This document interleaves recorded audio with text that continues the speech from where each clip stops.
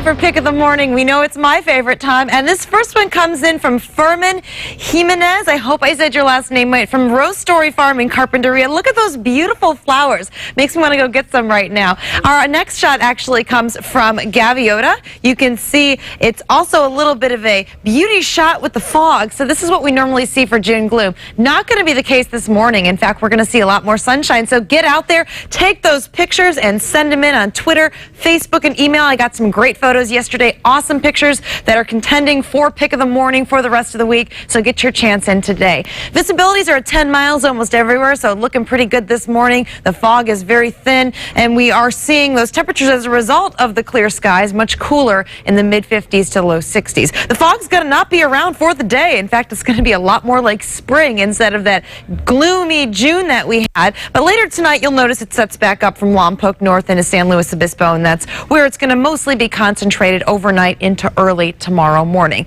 The other thing we're tracking is winds. So we get later into the day, almost everyone gets into the teens as far as winds go, but right around sunset, those winds are going to peak in Goleta, Santa Barbara, Montecito. We could see winds 10 to 15 miles per hour, up to 20, gusting to 30, so we're going to keep an eye on that. That's overnight into early tomorrow morning. And then once we get into later in the day, it's looking like we're going to see those winds pick up again, especially along the south coast. Your forecast for today along the south coast going to be in the 70s and the 80s with sunshine, and that's going to be the same tradition as we head north. 70s along the coast, 80s in Santa Maria and the Santa Ynez. If you're heading out for the big fair in Paso Robles, it was great. I went last night. Check it out. Watch out for the 87 degrees, though. It's going to be a hot one, and we're going to see those temperatures too down if Ventura in the valleys get into the upper 80s and low 90s. Let's take a look at your 7-day forecast. We have the weekend getting there inch by inch, but we still, some people planning their forecast right now. It's looking to be a nice and hot one. We're going to see sunshine in full force. It's going to be breezy the next couple of days,